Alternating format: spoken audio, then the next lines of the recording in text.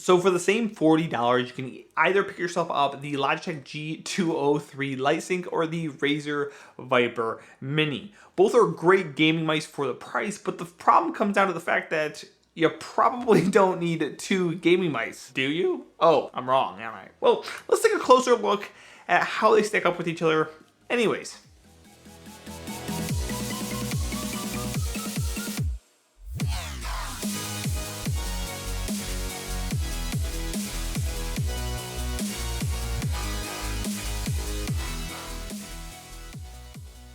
So both mice have a 6-button, low-profile, semi-ambidextrous design aimed at right-handed users with small to medium-sized hands. So for those of you who don't know what that means, basically both mice can be used by either one of your hands, but only right-handed users will have the benefit of the thumb buttons on the side. The G203 LightSync measures in at 116.5 millimeters long, 38 millimeters tall, and 62 millimeters wide at the grip, while weighing in at just about 85 grams.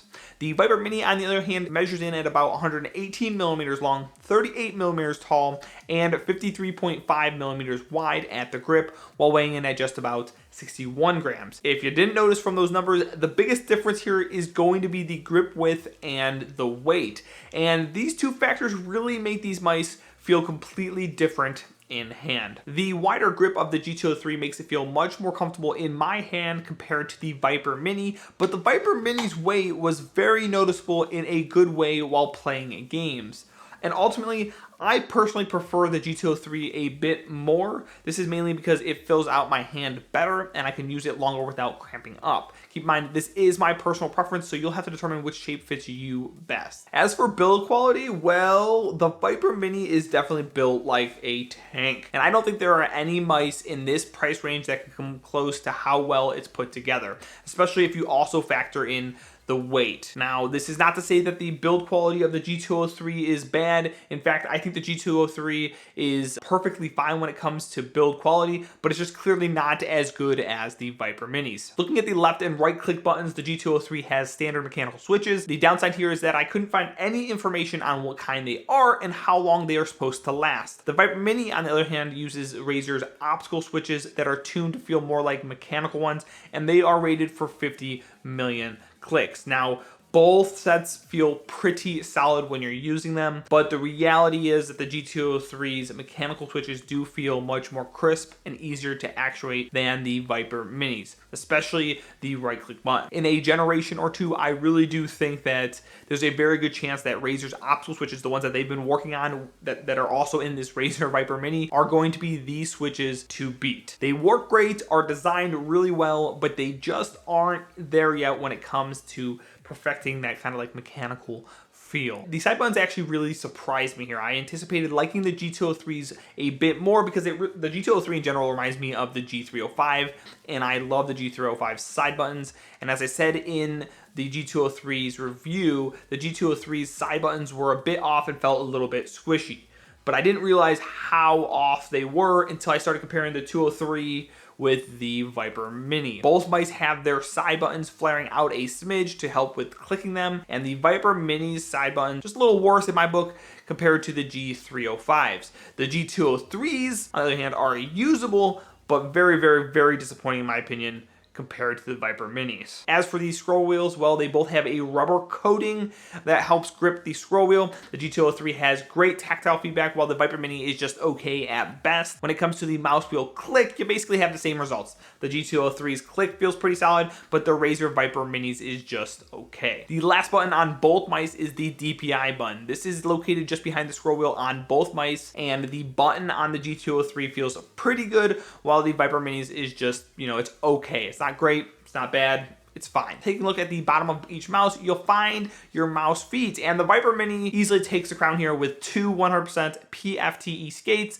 that span the entire width of the front and back of the mouse. If you watch my review of the Viper Mini, you'll probably know how much I like them, and in my book, they are great all around. especially when you're looking at this $40 price point. As for the G203s, they are perfectly good and acceptable. They aren't as great as the Viper Minis, but they are certainly suitable for a budget mouse at this price bracket. The cables are another easy win for the Viper Mini, as the Viper Mini uses Razer's Speed Flex cable. It's super, super nice. The G203, on the other hand, uses a hideous rubber cable that no one likes. Nobody likes these rubber cables anymore. That's it. Period. This is like one of the worst design choices Logitech could have made for this mouse. And I know it's a budget mouse, but even like in this budget category, there's a lot of mice out there that have nicer cables than this guy. For someone who doesn't really like RGB on mice in general, I think both the G203 LightSync and Viper Mini did good here. Both mice have their RGB logos at the palm rest, and both of them have some sort of like additional RGB on the back of the mouse as well. The G203 opted to have like a 3-zone strip that starts at the side buttons and then swings around to the other side, where like other side buttons would be if there were side buttons on that side. The Viper Mini has an incredible underglow that emits from the back and bottom. This can all be changed to your liking in their respective programs, and honestly, there's just so many options when it comes to RGB for both of these mice. It is it's slightly overwhelming when you're looking at them trying to figure out what you want it to do. I mean, I'm not big into RGB on mice, but if you are, you're gonna have a lot of options there for you. And this talk of the software kind of perfectly leads us into the software for each mouse. The G203 uses the typical G-Hub software, while the Razer Viper Mini uses the Synapse software. They both allow you to do several things, such as change like your DPI polling rates, customize each of your buttons to do whatever you want, and then like RGB, as I just mentioned, as well as there are some other things in the programs as well that you can use to kind of like, you know, customize your mice a little bit. I find the G-Hub software to be a little better because the Synapse software is just really cluttered in my opinion, but they both work as intended and as they need to, and I don't prefer using one or over the other because basically I set up my mice and then I just, you know, forget about the program anyway. Now moving on to probably the most important section here for you guys, and that's going to be performance. Both mice performed very well in gaming, and I didn't notice any issues with either mouse in regards to liftoff distance being too high. The G203 LightSync has what's considered a gaming grade sensor, which has a maximum DPI of 8,000. The Razer Mini, on the other hand, packs the PMW3359 sensor, which caps out at a DPI of 8,500. Now, Razer makes it really easy to find like maximum speed and your maximum acceleration, which is 300 and 35 respectively for the Viper Mini, but Logitech does not do the same for the G203. I searched everywhere for it and I couldn't find like what the maximum speed and acceleration was for this G203. So if any of you guys know what it is or know where I can find it, please drop it in the comments below so I can add it to my pinned comments for future viewers. In any case, like I said in the Viper Mini review, the only downside I had with the Viper Mini when it came to the performance was that my hand would cramp up a little bit after playing some games. I did not experience this at all with the G203. Again, I think it's due to the size of the Viper Mini, so if you have small to medium-sized hands, I doubt you'll experience the cramping as I did. And so after I took a look at the Viper Mini, I thought I would no doubt crown it king for the $40 price point. But when I actually sat down and I started comparing the G203 LightSync and the Viper Mini line by line, you know, spec by spec, everything about them together, it wasn't nearly as clean cut as that. I truly don't think you can go wrong with either mouse, and I think depending on what type of grip you prefer and how big your hands are, either one could be the one for you.